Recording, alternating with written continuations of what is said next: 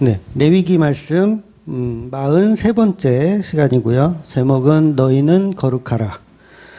레위기 19장 1절에서 10절까지 말씀, 19장 1절에서 10절까지 말씀 같이 읽도록 하겠습니다. 여호와께서 모세에게 말씀하여 이르시되 너는 이스라엘 자손의 온 회중에게 말하여 이르라. 너희는 거룩하라. 이는 나 여호와 너희 하나님이 거룩함이니라. 너희 각 사람은 부모를 경외하고 나의 안식일을 지키라. 나는 너의 하나님 여호와니라. 너희는 헛된 것들에게로 향하지 말며 너희를 위하여 신상을 부어 만들지 말고 나는 너희의 하나님 여호와니라.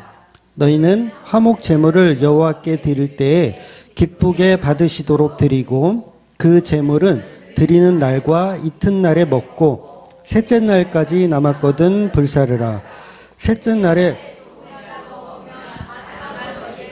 기쁘게 받으심이 되지 못하고 그것을 먹는 자는 여호와의 성물을 더럽힘으로 말미암아 죄를 담당하리니 그가 그의 백성 중에 끊어지리라. 너희가 너희 땅에서 곡식을 거둘 때에 너는 밥 모퉁이까지 다 거두지 말고 내 떨어진 이삭도 줍지 말며 내 포도원의 열매를 다 따지 말며 내 포도원에 떨어진 열매도 줍지 말고 가난한 사람과 거류민을 위하여 버려두라. 나는 너희 하나님 여호와니라. 아멘. 네, 지난주 말씀에 이제 포인트가 뭐였냐면 모든 성경은 예수를 증거한다는 게 포인트였어요. 구약도 마찬가지고 예수를 증거합니다. 그래서 노아 시대에 육식을 허락하신 것은 십자가에 죽으실 그 예수님의 살과 피를 모형으로 보여주기 때문에 육식을 허락하시는 거예요. 고기를 먹음으로 인해서 우리가 얼마나 죄인인 줄을 알고 예수님의 살과 피를 먹어야 하는지를 표현하기 위해서 노아의 시대에 육식을 허락해 주셨습니다. 아시죠? 네. 그 다음에 성적으로 문란한 것도 마찬가지죠. 성적으로 문란한 것도 인간의 어떤 윤리나 도덕을 잘 지켜서 이렇게 사회가 잘 돌아가도록 하기 위해서 성적 문란함을 하지 말라고 이야기한 게 아니라 신랑 예수와 신부된 교회를 증거하기 위해서 성적인 율법을 우리에게 주신 것이었습니다. 이제 레위기 19장에 이제 도달을 했어요. 그동안 많이 왔네요. 그쵸? 19장. 이제, 한 3분의 2 정도는 왔죠. 19장에 오면, 이제, 이스라엘 백성이 지켜야 할 그런 도덕법들이 나와요. 도덕법. 그러니까 사회 규범. 역시나 이것도 윤리적이며 도덕적인 이야기들이 등장합니다. 이런 내용들을 우리가 복음을 알고 있기 때문에 그냥 도덕책을 읽듯이 읽어버리면 또 이게 성경에 아무 의미가 없어져 버리는 거예요. 그래서 아마 다른 종교에서도 이 레위기에 나오는 이런 윤리적이며 도덕적인 말씀을 인용해서 아마 쓸 거예요. 그러니까 착하게 살아라. 이런 용도로 성경을 끌어다가 교훈 삼을 겁니다. 그런데 성경은 우리 인간들에게 착하게 살기 위해서 착한 인간들을 만들기 위해서 성경을 주신 것이 아니라는 게 이제 복음의 의미죠. 인간은 누구나 악합니다. 성경이 잔소리를 한다고 여러분이 착한 사람 될 것 같으세요? 착한 사람 됐으면 좋겠지만 여러분 바리새인들이 얼마나 성경 말씀 잘 읽고 잘 지켰어요. 근데 하나님은 그들을 착하다고 얘기하지 않으시더라는 거예요. 그래서 인간은 착하게 될 수가 없으니 그 죄 때문에 우리는 다 사실은 죽는 거예요. 뭐 때문에? 죄 때문에 우리는 다 죽는 겁니다. 죽음은 곧 죄의 결과예요. 저와 여러분이 누구나 때가 되면 다 이제 가셔야 돼요. 죽으셔야 돼요. 왜 그렇다고요? 죄 때문에. 그러니까 우리는, 누구나 죄인임을 인정할 때 그 죽음도 겸허히 받아들일 수 있는 거예요. 그래서 우리 인간은 어떤 도덕 선생이 윤리 도덕적인 좋은 잔소리를 해서 그 율법으로 착하게 만들 수 있다면, 그러니까 소돔과 고모라 같은 곳이 존재할 수가 없어야 되죠. 착할 수가 있다면 노아의 홍수가 필요가 없죠. 착하게 만들면 되지. 계속 말씀하셔서. 근데 우리 인간은 계속 이야기해도 착하게 살 수가 없다는 거예요. 그래서 우리는 반드시 종말이 필요한 거예요. 심판이 필요한 거예요.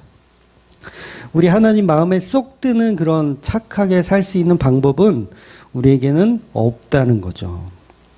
즉 우리가 오늘 본문의 제목처럼 우리 보고 거룩하래요. 하나님이. 근데 거룩해질 수 있는 방법이 있다 없다? 없는 거예요.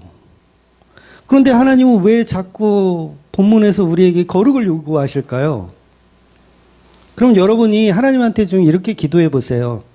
하나님, 우리 목사님이 그러는데 거룩할 방법이 없대요. 근데 왜 자꾸 성경에는 거룩하래요? 내가 거룩하니 너희도 거룩하래요. 우리 목사님이 방법이 없대요. 어떻게 해요? 그래서 이 하나님이 그 거룩을 요구하시는 것이 아니고요. 내가 거룩하니 너희도 거룩하라라는 어떤 선포적인 이야기를 하시는 거예요.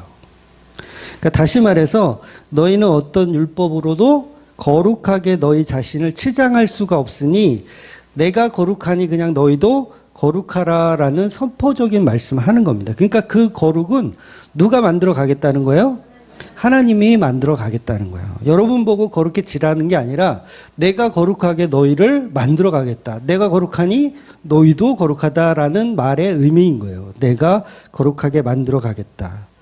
우리는 다 죄인이라서 거룩할 수가 없는데 하나님이신 예수께서 이 땅에 오셔서 십자가로 우리를 거룩하게 만들어내겠다라는 아주 복음의 기초적인 이야기를 오늘 본문이 하고 있는 거죠. 그래서 우리는 반드시 죽어야 하고 죄 때문에 죽어야 하고 그 죽음 후에 심판이 있는 것인데 예수님의 십자가 은혜가 뒤덮인 자들은 세상 사람들과 똑같이 죽지만 죽은 후에 십자가 은혜가 적용이 되더라는 거예요. 이것이 바로 본문이 말하고 싶은 거룩의 본질입니다. 결국 십자가만이 우리를 거룩히 만들 수 있어요. 다른 걸로는 거룩히 만들 수가 없습니다. 그러니 하나님이 인간을 죽음 없이 윤리적이며 도덕적으로 고쳐서 쓸 수가 있다 없다? 없는 거예요.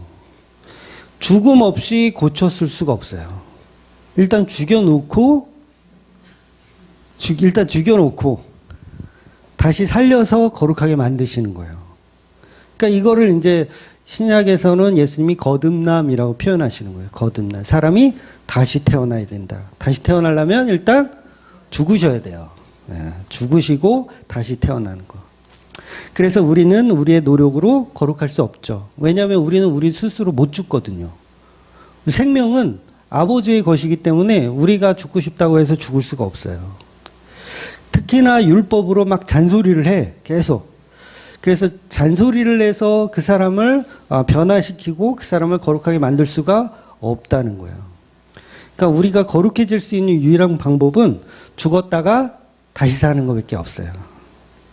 그런데 죽는 것은 쉽지만 다시 태어나는 것은 어렵다고 느껴지잖아요. 죽는 것은 쉽지만 다시 태어나는 거 어렵다.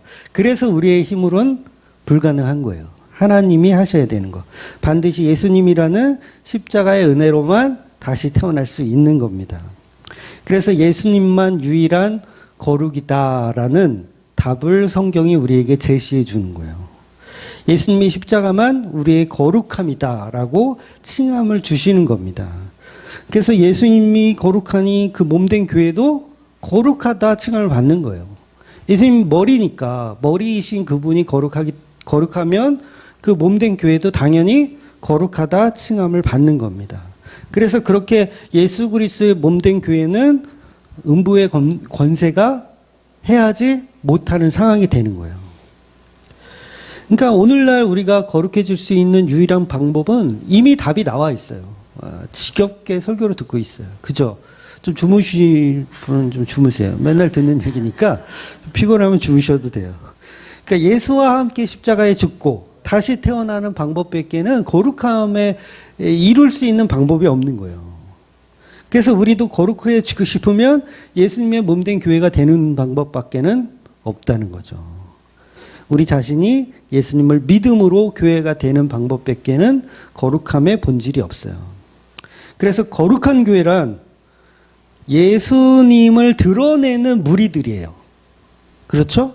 거룩한 교회란 뭔가 거룩한 행동을 해서 거룩한 교회가 아니라 예수님을 드러내는 자들이 거룩한 교회인 거예요.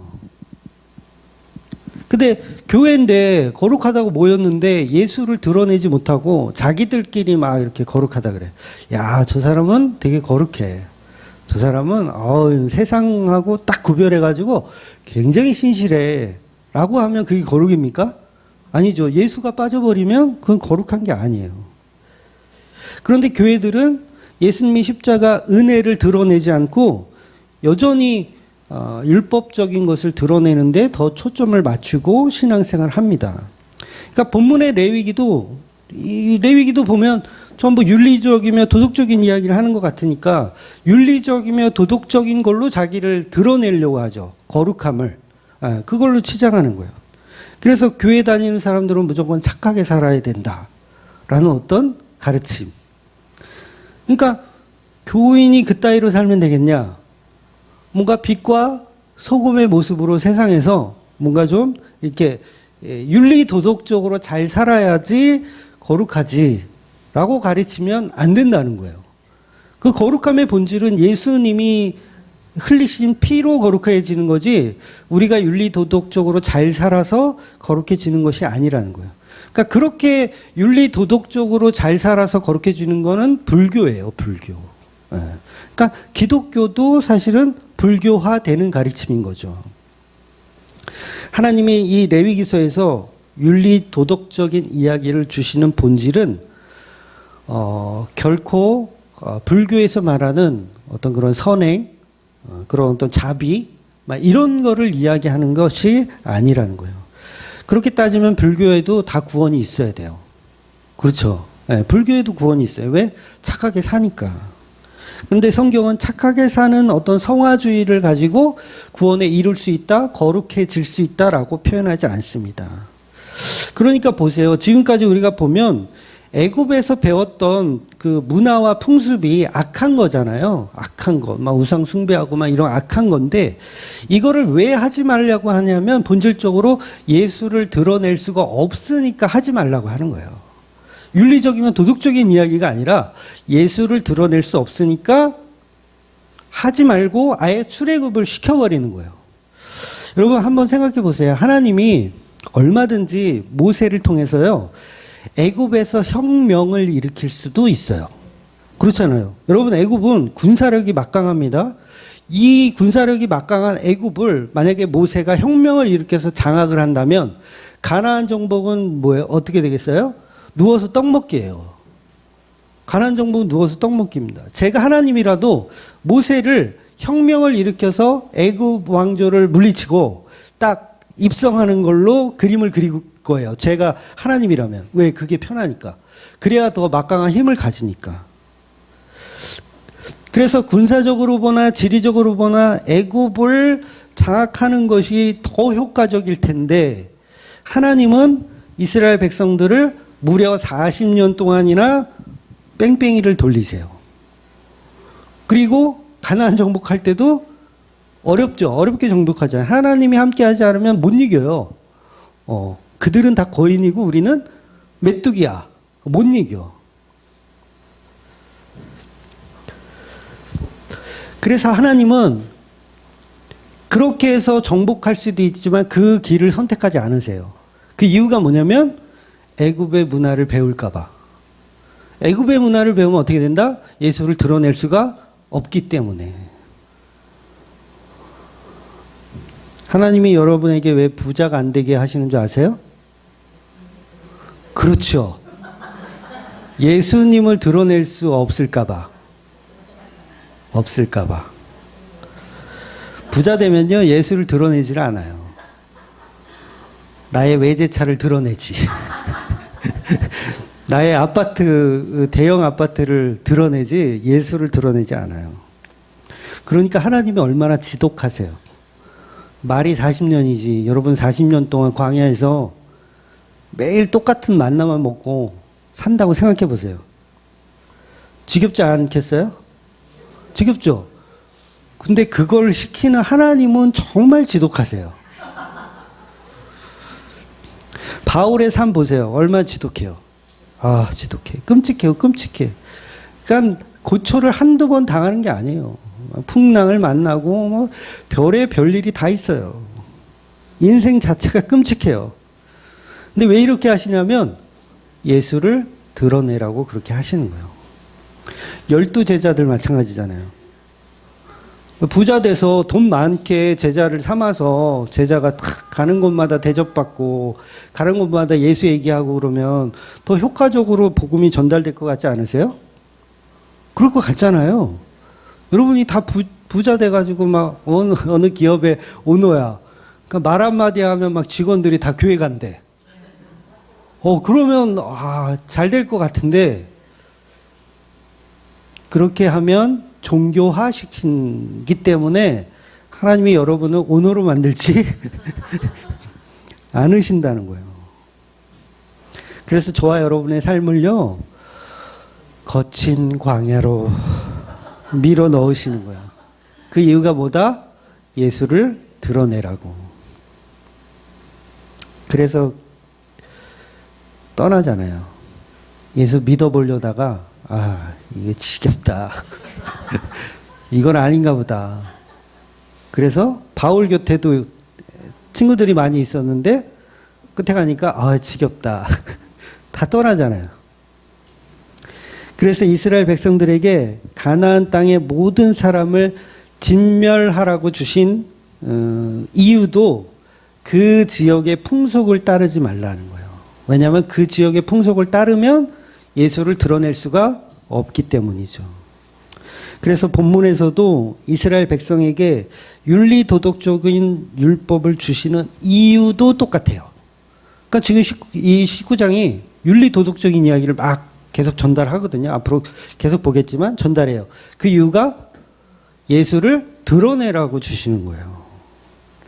그러니까 19장을 이제 미리 읽어 오신 분이 있으시겠지만 저는 있을 거라고 굳게 굳게 믿습니다. 있으시겠지만 내용이 전부 그런 내용이에요. 우리가 읽은 것도 보면 예를 들면 부모를 공경하라예요. 부모를 공경하라. 그럼 이거는 공자가 이야기했던 어떤 그런 유교 사상이잖아요. 부모를 공경하라. 그러면 성경이 말하는 부모를 공경하라고 그런 어떤 유교에서 말하는 부모를 공경하라는 이야기하고 똑같은 이야기를 할까요? 전혀 아니에요. 전혀 아니에요. 그래서 기독교는 종교가 아니라는 얘기를 하는 거예요. 예수님도요, 어머니 마리아와 동생들이 예수님 찾아와요.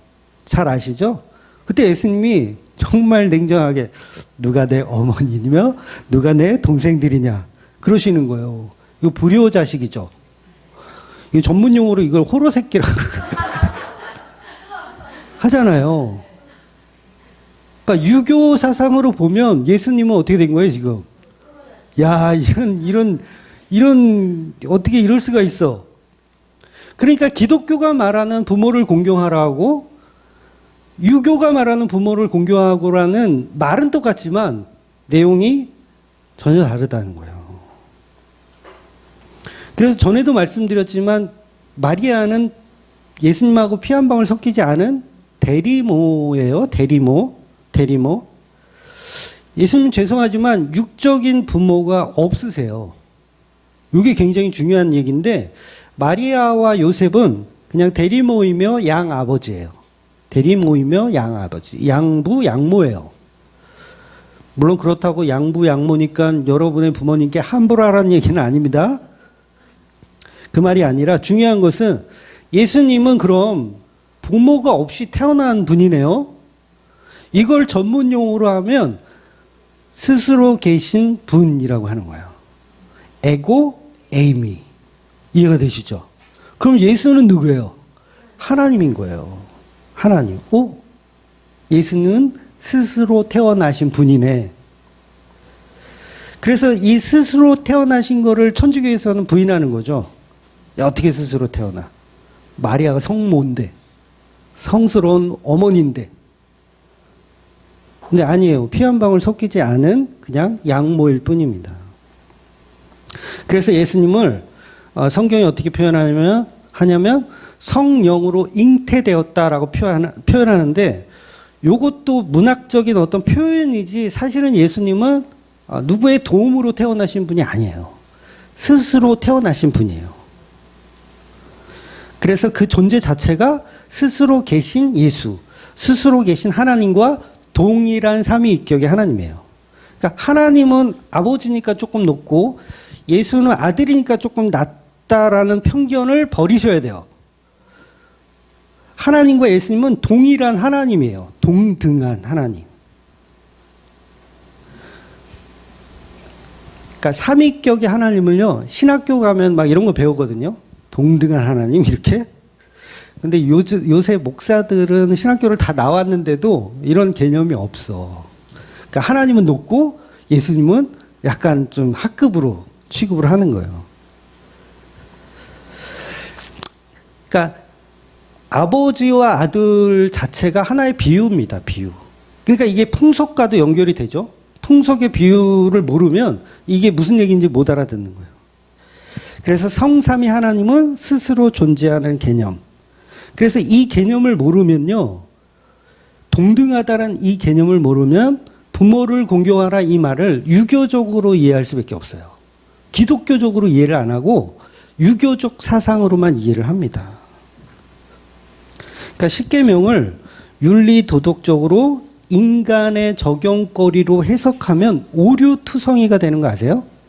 십계명을 딱 놓고 이걸 우리가 이제 지키자 딱 했을 때, 여러분 지켜보셨어요? 지키다 보면 오류가 생겨요. 그러니까 계명끼리 서로 막 부딪혀. 계명끼리 서로 부딪혀. 이게 무슨 얘기냐면, 예를 들면 이제 안식일에 내 아버지가, 저희 아버지 저기 계신데 저희 아버지가 안식일에 아들 생일이라고 미역국을 끓여줘야 되겠다고 생각하시고 가서 나무를 하러 가셨어. 산에 나무를 해서 그 나무로 이제 뭐 장작을 만들어서 일부는 팔고 일부는 집에 가서 미역국 끓이려고 막 해. 어느 날 안식일 날 막 하고 있어. 그러다가 잡혔네. 이런 사람들에게 잡혔어. 그럼 어떻게 해야 돼요? 아버지는 돌 맞아 죽어야 되죠. 그랬을 때 저 아들이에요. 아들이면 저도 안식일을 거룩히 지키려면 어떻게 해야 돼요? 돌을 들어 아버지를 죽여야 돼요. 그래야 안식일을 거룩히 지키는 거예요. 안 죽인다. 그럼 거룩히 지키는 게 아니에요. 그것도 지켜야 되거든요. 지켜야 돼요. 그럼 여기서부터 이미 오류가 생기죠. 안식일도 지켜야 되고 부모를 공경하라도 지켜야 되는데, 그러면 세상에 아들이 아버지를 때려 죽이는데 부모를 공경하라, 이게 부딪히죠. 그러니까 오류가 생기는 거예요. 4계명을 지키기 위해서는 5계명의 부모를 공경하라는 위반이 됩니다. 또 그렇게 따지자면 6계명 살인하지 말라, 또 부딪히죠. 안식일을 지키려고 했더니 살인하지 말라에 또 부딪히죠.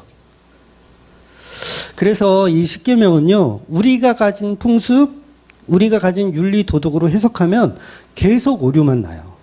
답을 못 찾습니다. 그래서 바리새인들이 계속 답을 못 찾은 거예요. 계속 오류가 난 거예요.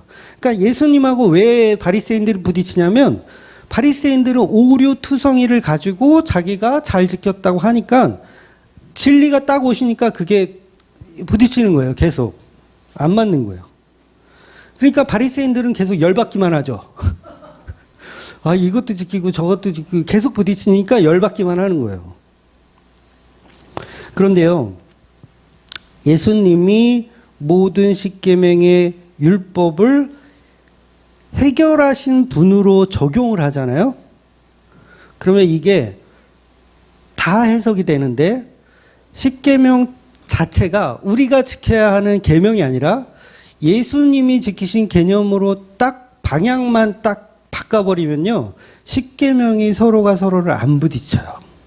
이게 굉장히 신기한 거예요. 안 부딪혀요. 그러니까 쉬운 말로 조금 말씀드리면, 이 십계명 자체가 말씀이잖아요. 이 말씀이 육신이 되어서 오신 분이 예수님이잖아요. 그래서 예수님이 곧 십계명이에요. 그래서 예수님으로 십계명을 다 해석을 해버리면 서로 안 부딪혀요. 근데 바리새인하고 자꾸 싸우는 이유가 예수님으로 해석하기 싫어서 그래요. 그러니까 바리새인들은 계속 윤리 도덕적인 걸로 십계명을 해석하고 싶어하고, 예수님은 뭐라 그래요? 십계명은 나에 대한 이야기다. 내가 해결할 거야. 이러니까 서로 부딪히는 거예요. 그러니까 예수님 그러잖아요. 내가 안식일의 주인이다. 안식일 너네가 지키려고 하는 게 아니라 안식일은 내가 주인이다. 이 말은 다른 모든 계명의 본질은 예수다. 이런 얘기예요. 그러니까 인간이 십계명을 지키면 다 오류투성이가 되는데 예수님으로 해석하면 오류가 생기지 않더라는 거예요. 그래서 십계명을요, 예수님에게 적용하는 거예요. 여러분에게 적용하는 게 아니라 예수님에게 적용하는 거. 그래서 그 그리스도에게 모든 율법을 적용시키면 모든 613가지의 율법의 조각들이 퍼즐처럼 다 맞춰져요. 이게 굉장히 신기한 건데 613가지의 율법이 있대요. 그러니까 구약의 율법들을 바리새인 같은 어떤 그런 학자들이 다 일일이 몇 개인지 센 거야. 그랬더니 보통 613가지로 이렇게 나와 있어요. 그러니까 예를 들면 이래요. 부모가 안식일에 나물 하러 가서 사람들에게 잡혔어요. 그럴 때 그 아들이 돌을 들어 아버지를 죽여야 하는데 돌을 내려놓고 그 아들이 아버지를 대신해서 죗값을 치르고 마저 죽는다면, 이해가 되시죠? 이 말이 아버지를 대신해서 그 아들이 죗값을 죗값을 치른다고 치고 아버지 대신 돌을 마저 죽는다면 십계명의 문제들이 지금 오류 났던 이게 세 가지가 다 해결이 됩니다. 자, 아들이 대신 죽으면 안식일을 범한 죗값을 치러지죠. 치러지는 거예요. 안식일 문제가 해결이 돼요. 그리고 또 내 부모를 공경하라. 아버지 대신 그 아들이 죽겠다고 나섰으니 부모를 공경하라라는 문제가 해결이 되죠. 또 6번째, 살인하지 마라. 이것도 해결이 되죠. 그러니까 내가 아버지를 안 죽여도 되는 상황이니까, 본인이 죽는 거니까 살인하지 마라라는 문제가 해결이 돼요. 이런 식으로요, 예수님을 율법으로 대입을 시켜버리면, 이거 수학 계산하는 것처럼 이렇게 대입을 시켜버리면 율법 613가지가 서로가 안 부딪힌다는 거예요. 놀랍죠? 그러니까 이걸 모르고 계속 우리는 우리한테 적용하려니까 계속 부딪히는 거야. 근데 모든 율법을 예수께서 십자가로 다 이루셨다. 이게 포인트죠. 그러면 서로 율법이 부딪힐 일이 없게 되는 거예요. 이게 바로 기독교가 말하는 복음이라는 거예요. 그러니까 바리새인들은 죽었다 깨나도 이게 무슨 얘기인지 못 알아들어요. 그래서 십계명은 우리가 지켜서 천국 가는 게 아니고요, 예수님이 지켜서 천국 가는 거예요. 그러니까 모든 율법은 예수님의 십자가로 다 지켜내는 거예요. 그래서 이 레위기 19장을 정리하면 하나님 사랑과 이웃 사랑이에요. 하나님을 사랑하고 이웃을 사랑하라. 십계명도 똑같잖아요. 1계명에서 5계명까지는요, 하나님 사랑이에요. 그러니까 부모 사랑, 그것도 하나님 사랑으로 본다면 1에서 5는 하나님 사랑, 6에서 10은 이웃 사랑이에요. 살인하지 마라, 거짓말하지 마라, 뭐 이런 거. 그러니까 하나님 사랑과 이웃 사랑. 근데 이걸 예수님께서 십자가에서 하나님 사랑과 이웃 사랑을 다 이루신 거예요. 하나님께 순종하며 우리 인간들, 이웃들을 위하여 죽으신 그 예수. 그래서 복음의 내용을 이 레위기 19장이 윤리 도덕적인 어떤 그런 내용을 가지고 예수를 지금 증거하고 있는 거예요. 그러니까 예수로 풀지 않고 윤리 도덕으로 풀면 다 이게 오류만 납니다. 계속 오류. 그래서 말씀이라는 것은 예수에게만 열쇠가 있어요. 예수에게만 키가 있어요. 그래서 그 열쇠를 포장해서 주는 거잖아요. 반석 위에 교회를 세우는 그 열쇠를 누구한테만 주는 거예요? 성도들에게만 주는 거예요. 그러니까 그 비밀을 알아먹지 못하니까 다른 사람들은 윤리 도덕으로 보는 거예요. 그러니까 부모를 공경하라 그러면 내 집에 있는 그 공자가 말한 유교적 사상으로 공경하라는 게 공경인 줄 아는 거예요. 그렇게 가면 그거는 그냥 종교화되는 겁니다. 우리는 율법 전부 지키고 싶어도 율법들이 서로 부딪히기 때문에 지키고 싶어도 못 지켜요.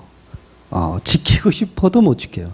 안식일을 지키자니 부모를 공경할 수 없고, 부모를 공경하자니 우상 숭배를 할 수밖에 없고, 그런 상황이 반드시 오더라는 거예요. 여러분, 막말로 여러분이 모시는 부모님이 갑자기 절에 가자 그래. 절에 가자 그래.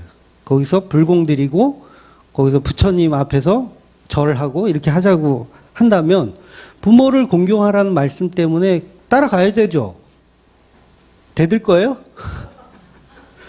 공경해야 돼요. 부모를 따라가야 돼요. 그러면 어떻게 해요? 부모를 따라서 그 일을 하게 되면 1계명과 2계명, 우상숭배의 계명들은 못 지키는 거예요. 어떻게 해야 되나? 그래서 인간은요, 어떤 모양으로든 10계명을 못 지킵니다.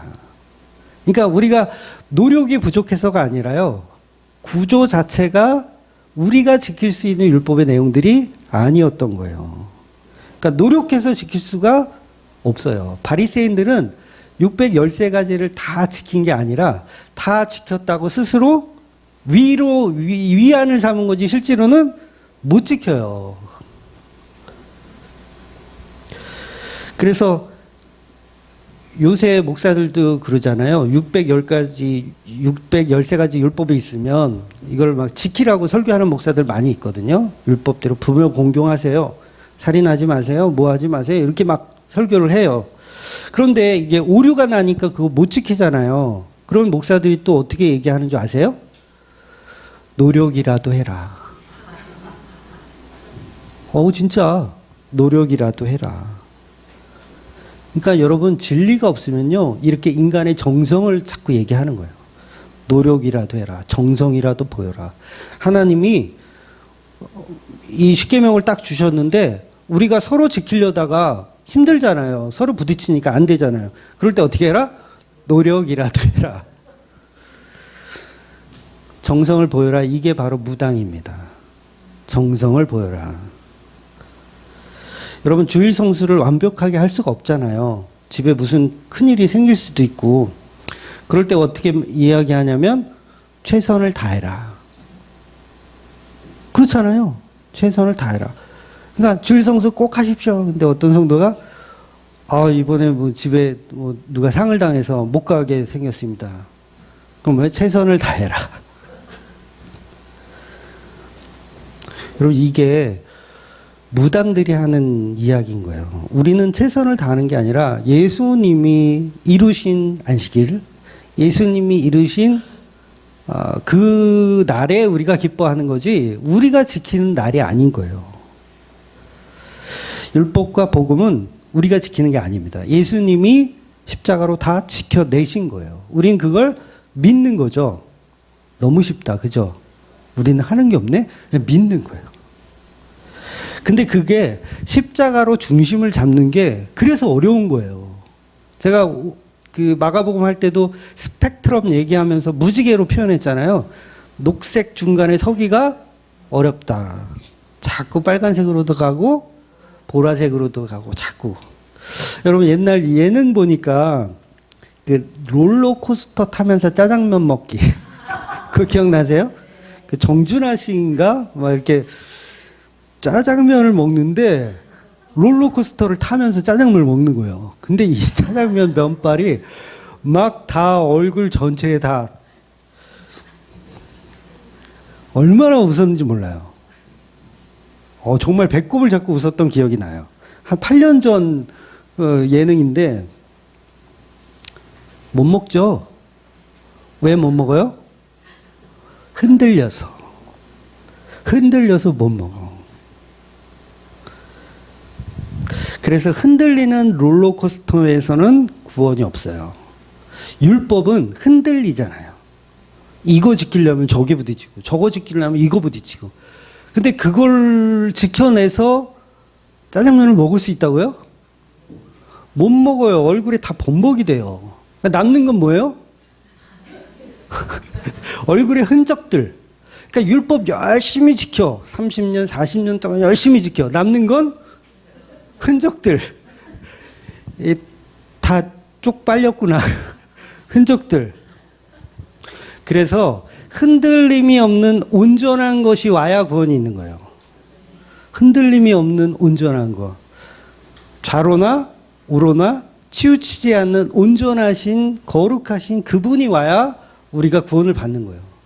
근데 그분을 기다리지 않고 우리가 짜장면 한번 먹어보려다가 다 뒤집어 쓰는 거죠. 우리는 자꾸 왔다 갔다 합니다. 설교하는 저도 그래요. 저도 빨간색 갔다가 어떤 날은 보라색 갔다가 그러니까 그거 갖고 따지지 마세요. 어떤 분은 따지는 분도 있어요. 막 목사님 율법적이라고 설교가 왜 그렇게 율법적이냐고 이렇게 따지는 분이 있어요. 실제로. 또 어떤 분은 목사님 설교가 왜 이렇게 영지주의적이냐고 또 그렇게 또 따져. 어떡하라고 어떻게. 그래서 여러분이 계신 성령께서 그걸 중심을 잡아주셔야 돼요. 제가 중심 잡아주는 게 아니에요. 여러분이 저한테 율법적인 설교 하지 마세요 한다고 제가 안 할까요? 해요. 저는 제 중심으로 할 거예요. 마찬가지인 거예요. 그래서 신명기에도 보면 좌로나 우로나 치우치지 말라는 이야기가 많이 나오거든요. 한 5번 이상은 나오는 것 같아요. 좌로나 우로나 치우치지 말라. 그러니까 빨간색으로 가지 마라. 보라색으로 가지 마라. 복음은 중심을 잡아야 된다. 이런 이야기를 하나님이 계속 하세요. 결과적으로 복음의 중심은 우리가 잡을 수 있는 게 아니기 때문에 그래요. 그 중심을 예수 그리스도의 십자가로 잡는 거예요. 그래서 여러분 다 몰라도 돼요. 이거 레위기 이거 지겹게 읽어서 뭐 하지 마라 613가지를 막 외우고 막 다니려고 하실 필요도 없어요. 어떤 중심을 잡아야 돼요? 십자가의 중심. 모든 율법의 계명을 내가 행위로 내가 지켜내는 게 아니라 예수님이 지켜내셨군요. 이걸 믿음으로 인정하는 거예요. 그러면 더 이상 이 성경을요, 윤리 도덕적으로 보지가 않아요. 그러니까 윤리 도덕적으로 보는 사람들의 특징은 뭐냐면 내가 이만큼 해내서 이만큼 나는 훌륭하다. 나는 착하다. 나는 선하다. 이걸 갖는다고요. 근데 천국 가는 사람들은요, 윤리 도덕으로 착한 사람이 천국을 가는 게 아니더라는 거예요. 안 가죠? 가보셨어요? 천국 가면 개쓰레기들 엄청 많을 거예요, 거기. 응? 개쓰레기들만 자꾸 모여가지고. 그러니까 윤리 도덕적인 사람이 천국 가는 게 아니라 예수님의 십자가의 중심이 들어온 사람들, 그 사람들이 가는 겁니다. 그래서 예수님이 요한복음에서 아버지가 나를 사랑하신 것 같이 너희를 사랑하였으니 나의 안에 거하라. 이렇게 말씀하시는 거예요. 그러니까 예수님의 사랑 안에 거할 때 모든 율법을 다 지킨 자로 칭함을 받는 거예요. 이런 공짜가 어디 있어요. 바리새인들은 열심히 지금 613가지를 막 하고 있는데 우리는 예수 안에 거하면 율법을 다 지킨 자로 칭함을 받더라는 거예요. 이게 십자가 구원입니다. 그래서 십계명은 우리가 지키는 게 아니라 예수님이 십자가로 지키신 거예요. 그래서 예수님이 십계명을 다 지킨 분인데 조금 쉽게 잠깐만 설명드리면 십자가를 지고 가는 이유가 뭐예요? 예수님이 아버지의 말씀 때문이에요. 예수님은요, 가능하시면 아빠 이것 좀 내가 안 지게 해주면 안 돼? 이렇게 기도하셨어요. 근데 아버지가 이무시게 안 돼! 지고 가! 그러니까 부모를 공경하여 예수님은 십자가를 지고 가는 거예요. 그러니까 누가 십계명을 지금 지키고 있어요? 예수님이 지키고 있는 거예요. 그래서 이 모든 성경의 메시지들이 다 예수님이 행하신 일을 표현하는 거예요. 놀랍죠? 그래서 하나님 사랑과 이웃 사랑을 이루신 분이 예수님인 거죠. 본문 6절, 7절에도 보면 화목제물을 둘째 날까지 먹고 셋째 날은 먹지 말라고 말씀하세요. 셋째 날은 먹지 말고 다 버리래요. 예수님이 화목제물이 되셨기 때문에 우리는 예수님의 살과 피를 첫째 날, 둘째 날 먹는 거예요. 셋째 날은 부활하신 예수님을 보는 거예요. 부활했는데 막 뜯어먹어. 안 되죠? 그러니까 여덟 번째 날을 표현하는 거예요. 여덟 번째 날. 먹지 마라. 그날은 모든 죄값이 치루어진 안식일의 회복의 날이다. 그런 의미인 거예요. 그래서 화목제물 드리고 첫째 날, 둘째 날까지는 먹어도 되지만 셋째 날은 먹으면 안 되는 거예요. 9절에 이삭을 거둘 때, 추수할 때 떨어진 이삭 죽지 말라. 이렇게 또 말씀하시죠. 그러면 이게 또 우리는 또 이걸 가난한 사람 그냥 이렇게 구제하라는 의미로만 받아들여요. 근데 그 의미가 아니라 예수님이 우리의 떨어진 이삭인 거예요. 그래서 우리는 다 나그네, 고아, 가부인데 남의 밭에 떨어진 이삭 주워 먹고 사는 존재. 그러니까 누구를 위해서 떨어뜨려 주겠다는 거예요. 나그네와 고아, 가부를 위해서 추수 때 떨어진 거 그냥 냈더라. 열매 다 따지 말고 좀 남겨둬라. 그 이유가 다 뭐예요? 윤리 도덕적인 게 아니라 예수 그리스도로 먹고 사는 저와 여러분이 고아와 가부와 나그네잖아요. 맞죠? 더 설명 안 해도 되죠? 그래서 우리가 자녀의 땅에 떨어진 부스러기를 먹는 존재. 그 부스러기가 사실은 뭐예요? 예수님이에요. 예수님이 땅에 떨어진 이삭이고 우리의 먹거리예요. 근데 그 먹거리를 남겨둬라. 오늘 율법의 본문이 얘기하는 거예요. 먹거리를 남겨둬라. 근데 이거를 복음으로 안 풀고 그냥 윤리도덕으로 풀면 저기 그 아프리카 분 그 계신 어린이들 도와주는 게 성경 말씀이구나라고 생각하는 거예요. 아니요, 그 아이들 도와주는 게 나쁘다는 거 아니에요. 도와주세요. 도와줘야 하는데 그게 성경이 말하는 본질은 아니라는 얘기를 하는 거예요. 그래서 모든 율법은 예수님이 지키신 거고 예수님이 이루신 영역입니다. 거기를 예수님 치우고 우리가 하려고 그러면 그걸 우상숭배라고 하는 거예요. 그러니까 우리는 못해요. 우린 죄인이에요. 못하면 뭐가 돼요? 죄인이죠. 쉽게 말하면 못 지키면 죄인이잖아요. 우린 못해요. 죄인이에요. 그러니까 죄인이 안 되려고 노력을 해도 죄인이야. 왜? 계명들이 서로 부딪히는 걸, 안 되는 걸. 그래서 예수님이 오셔서 뭐라 그래요? 나는 의인을 부르러 온 것이 아니라 너희같이 못하는 애들, 죄인들을 부르러 왔다 이야기하는 거예요. 율법을 감당하지 못하는 저와 여러분에게 그 율법이 육신이 되어서 오신 거예요. 그리고 우리와 연합을 해주시는 거예요. 우리는요, 이웃사랑을 할 수가 없는 존재입니다. 네, 이웃사랑 안 돼요. 내 식구를 더 챙기지. 길 가다가 노숙자 있으면 우리 집 가서 주무십시오. 그렇게 할 수 있어요? 한 명쯤은 될 수도 있어. 정말 착한 사람은. 근데 그런 사람은 계속 집으로 올 때마다 계속 데리고 와서 씻기고 밥 먹이고 용돈 100만 원씩 줘가면서 계속해. 그럴 수 있어요? 못해요. 근데 내 자식이야 보니까 이 그지가 내 자식이야. 그럼 어떻게 해요? 당장 하죠. 당장 데려가서 씻기고 먹이고 용돈 주겠죠. 그러니까 우리는 내 식구만 하지만 이웃사랑은 못하는 거예요. 못해요. 그래서 그걸 누가 하냐? 예수님이 하시는 거예요. 예수님이. 우리는 그분을 믿는 거고요. 그러니까 우리가 이룰 수 없는 율법으로 우리의 가치를 챙기려고 하면 안 돼요. 거룩은 예수님이 거룩하니 너희도 거룩하라요. 그러니까 예수님이 거룩한 일을 했으니 너희도 거룩한 일을 하라가 아니라 예수님이 거룩하니 너희도 그 거룩함 안에 거하라. 이거예요. 그러니까 재벌 우리 삼성 이재룡 재용이 형이 계셔요. 근데 그분이 저를 양자 삼으시면 뭐가 되는 거예요? 그분의 그분의 것이 내 것이 되고 내 것이 그분의 것이 되는 거잖아요. 나는 아무것도 한 게 없지만 똑같아요. 예수님이 우리를 나의 안에 거하라 하셨으면 나는 죄인이고 율법을 못 지키는데 예수님이 이루신 일, 재용이 형이 이루신 그 부와 명예를 그냥 얻는 것처럼 똑같은 개념인 거예요.